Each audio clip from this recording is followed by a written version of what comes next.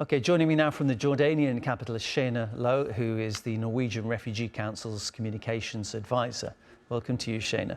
I'll be upfront straight away. I'll be honest, I don't know the exact percentage in terms of the population in Gaza, what the percentage is of that are children. But if we look at the number of people being killed, all the numbers point that more than half, well above half, are women and children. The majority of them are children. Does it seem purely accident to you that so many children are being killed, or would you go along with the people who say this is deliberate?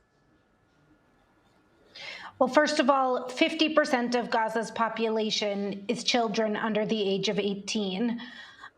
In terms of the disproportionate number of children who've been killed, women and children and civilians, we saw just a couple of weeks ago a report that found that even Israel's own calculations could only confirm that about 13% of those killed in Gaza were active in hostilities or combatants, and that the remaining up to 87% were civilians. So it's not surprising to see an overwhelming death toll of civilians when we've seen the mass destruction of basically everything in Gaza, the destruction of infrastructure, housing, schools, displacement shelters, displacement sites with camps, hospitals.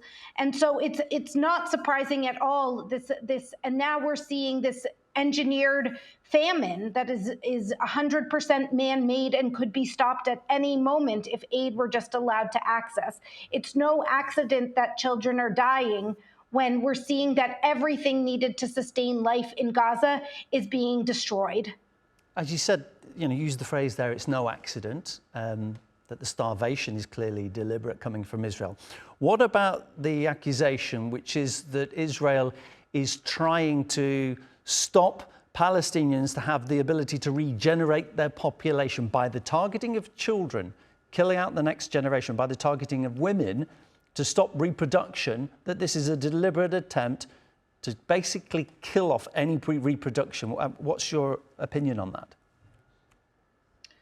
Well, as the Norwegian Refugee Council, this really doesn't fall into our level of expertise, but we've certainly seen UN experts and UN studies and other human rights experts who have noticed and described the targeting of not just children, but also reproductive facilities. The fertility clinic in Gaza was targeted and destroyed last year. So it certainly appears, with the destruction of everything needed to sustain human life, or nearly everything, the destruction of all essential services and the constant forcing of Palestinians to flee from place to place, that whether or not it's the intention, it certainly is the result that we are seeing a generation that is going to be lost to famine, lost to bombardments, lost of their futures when there's no school and there hasn't been any school or support for these children for the last 2 years.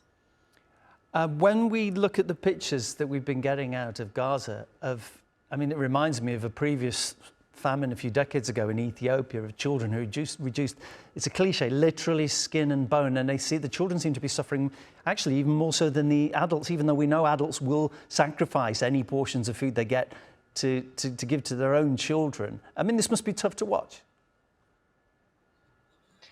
These images are just unbearable, and it shocks me every day. I was just speaking a few minutes ago to a colleague about how can we be seeing these images coming out of Gaza and the world is not compelled to act. We have truckloads of food, thousands of tons of food waiting to enter Gaza, medicine, treatments to help children recover from malnutrition, and yet the world has not done enough to force Israel to open these crossings, to grant humanitarian actors, legitimate humanitarian actors, access not only into Gaza, but also throughout Gaza, so that we can do what we're meant to be doing, saving lives. World leaders must do more. They must insist and enforce a ceasefire. They must demand the opening of the crossings, and they must demand that Israel lift these restrictions that have prevented humanitarian agencies, obstructed humanitarian agencies from doing the work that we are trying to do to save lives. The statements of condemnation are not enough. We need to see arms embargoes. We need to see other concrete measures taken to hold Israel accountable for these crimes. And again, Shaina, I don't know the long-term health implications of suffering in the way that we're seeing, like this child on our screen now, reduced to a shadow of a person. But if you could get all that aid in tomorrow, are you confident that you could not only save lives, but you could help people back to having a future? Well, of course, some people are probably at the point where even if aid were to enter today, it will not be fast enough or enough to save their lives. That's the reality of the situation that we're facing today. Malnutrition and starvation will have a lasting impact, even if people survive and recover from this famine. They still will face challenges throughout their lives, whether it's being able to grow to their what would have been their expected height or size, whether it's other developmental issues. This is not something that people will just recover from like a broken bone and feel like it never happened. This is something that is going to stay with the survivors for the rest of their lives.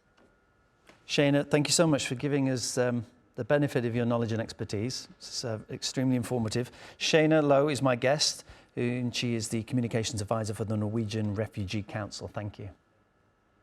Thank you.